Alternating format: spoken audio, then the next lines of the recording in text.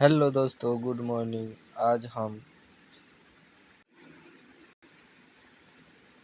आज इससे पहले हम इससे आगे देख लिए थे। आज हम अगला पॉइंट देखेंगे। तो चलिए देखते हैं। कहता है भारतीय मानक समय IST एवं ग्रीनविच मध्य समय GMT से में अंतर पाया जाता है। यानी भारत के मानक समय रेखा और GMT में कितना अंतर है? तो 5.5 घंटा। अगला पॉइंट है, यदि अरुणाचल प्रदेश में तिरप में सूर्योदय 5 बजे प्राप्त होता है तो गुजरात में कांडला में सूर्योदय होगा। यानी अरुणाचल प्रदेश में अगर सूर्योदय 5 बजे होता है तो गुजरात के कांडला में कितने बजे होगा? तो 7 बजे।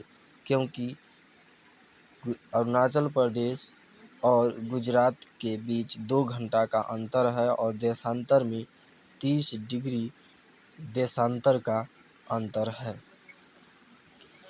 अगला देखिए, अगला पॉइंट है 5 पॉइंट में है दूरस्थ बिंदु। तो हम भारत के दूरस्थ बिंदु के बारे में देखेंगे। तो चलिए देखते हैं। अगला पॉइंट है, भारत का सुदूरस्थ दक्षिणतम बिंदु है। तो भारत का दक्षिणतम बिंदु क्या है? तो इंदिरा पॉइंट है। उसके बाद है भारत। अगला पॉइंट है, भारत का दक्षिणतम बिंदु स्थित है। तो भारत का दक्षिणतम बिंदु कहाँ स्थित है? तो बारा निकोबार, जिसको ग्रेट निकोबार भी कहा जाता है। और यहाँ भारत का बिंदु है 6 डिग्री 4 मिनट। लेकिन भारत के एक बिंदु तमिलनाडु में कन्याकुमारी में स्थित है, जो कि 8 डिग्री 4 मिनट है। अगला पॉइंट है, भारत के राज्यों में सबसे पूर्वी और सबसे पश्चिमी राज्य को इंगित करता है। तो भारत में सबसे पूर्वी और सबसे पश्चिमी राज्य को इंगित करता है। सबसे पूर्वी है अरुणाचल प्रदेश और सबसे पश्चिमी है गुजरात। अगला पॉइंट है, भारत का सुदूर पश्चिमी बिंदु। तो भारत का सुदूर पश्चिमी बिंदु 68 डिग्री 7 मिनट पूर्व 68 डिग्री 7 मिनट पूर्व गौर भोता गुजरात में है। तो भारत का पश्चिमी बिंदु कहाँ है? गुजरात में है। कितना डिग्री है? तो 68 डिग्री 7 मिनट है। और इस बिंदु का नाम गुजरात में है। अगला है सीमावर्ती देश। तो भारत के सीमावर्ती देश के बारे में पढ़ेंगे। तो चलिए देखते हैं। पहला पॉइंट में सत्य कथन। तो सत्य कथन के साथ असम भूटान बांग्लादेश की सीमाओं से लगता है। तो असम राज्य की सीमा भूटान और बांग्लादेश से लगता है। अगला पॉइंट है पश्चिम बंगाल की सीमा भूटान तथा नेपाल की सीमाओं से लगता है। अगला है मिजोरम की सीमा बांग्लादेश और म्यांमार की सीमाओं से लगता है। अगला पॉइंट है मेघालय त्रिपुरा मणिपुर मिजोरम राज्यों में से वह राज्य जिसकी सीमा बांग्लादेश से नहीं लगती। तो किसकी बांग्लादेश से नहीं लगती है? तो मणिपुर की सीमा बांग्लादेश से नहीं लगती। अगला क्वेश्चन है बांग्लादेश की देश की सीमाओं से लगे भारत के राज्य। तो बांग्लादेश से भारत के कौन कौन राज्य सीमा बनाते हैं? तो पहला देखते हैं। पहला है मेघालय, दूसरा है असम, तीसरा है पश्चिम बंगाल, चौथा है त्रिपुरा और पांचवा है मिजोरम। इतने राज्य बांग्लादेश के साथ सीमा बनाते हैं। तो आगे देखते हैं।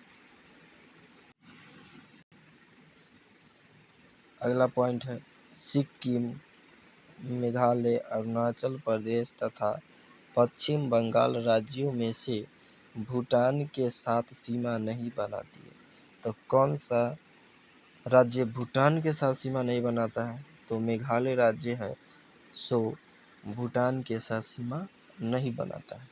अगला पॉइंट है वह भारतीय राज्य जिसकी अधिकतम सीमा म्यांमार से स्पर्श करती है। तो किस राज्य की अधिकतम सीमा म्यांमार से सटती है? तो अरुणाचल प्रदेश। अरुणाचल प्रदेश राज्य की अधिकतम सीमा म्यांमार किसके साथ लगता है? तो आगे देखते हैं दोस्तों। अगला पॉइंट है नीचे दिए हुए मानचित्र पर ध्यान दीजिए। तो नीचे दिए हुए मानचित्र पर ध्यान दीजिए और बताइए। तो आप सब देख लिए होंगे। तो देखिए, भारत के तटीय क्षेत्र पर के ये भाग द्योतित करते हैं। तो ये जो मानचित्र है ये भारत के तटीय भाग को दर्शाता है, जिसमें पॉइंट दिया हुआ है अंत जलीय उच्चाव रेखा। तो ये अंत जलीय उच्चाव रेखा है जो तटीय भाग का है। अगला पॉइंट है जंजीरा, ओडीपी, ओरोविले तथा तूतीकोरिन शहरों में से भारत के पश्चिमी तट पर अवस्थित शहर है। तो ये निम्न शहर में से भारत के पश्चिमी तट पर कौन सा शहर है? तो जंजीरा और उडुपी। अगला पॉइंट है सुमेलित है। तो इसमें से कौन सुमेलित है? सूची 1 और सूची 2 दिया हुआ है, इसमें से हमको सुमेलित करना है। इधर दिया हुआ है सागर कुलीन और इधर दिया हुआ है राज्य। तो पहला में है दीघा पुल कहाँ है? तो पश्चिम बंगाल। दूसरा है गोपालपुर कहाँ है? उड़ीसा में। कलांगुट कहाँ है? तो गोवा में है। मरीना कहाँ है?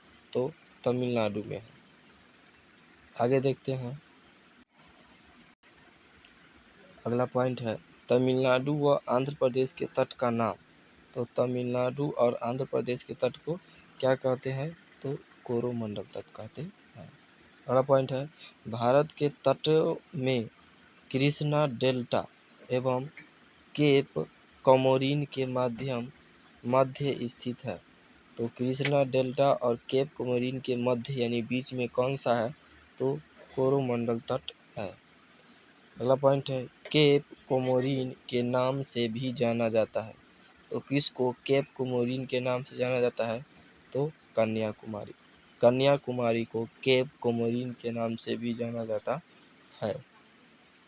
तो हम 10वां पॉइंट देखते हैं द्वीप समूह में पहला ए में है बंगाल की खाड़ी के द्वीप समूह। तो बंगाल की खाड़ी में स्थित द्वीप समूह के बारे में जानेंगे।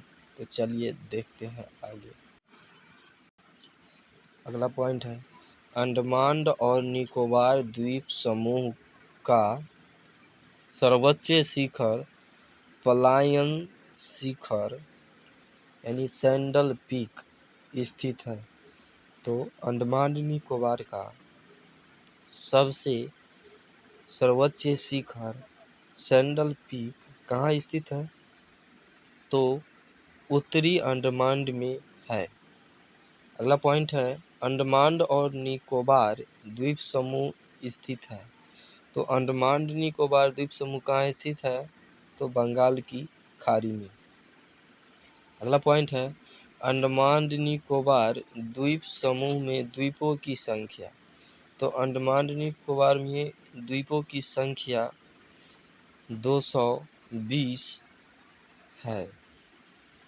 ऐसे कहीं कहीं 772 भी दिया जाता है। अगला है 10 डिग्री चैनल पृथक करता है। तो 10 डिग्री चैनल किन दो को अलग करता है, यानी कि 10 डिग्री चैनल किसके बीच स्थित है? तो 10 डिग्री चैनल अंडमान निकोबार द्वीप समूह के बीच स्थित है।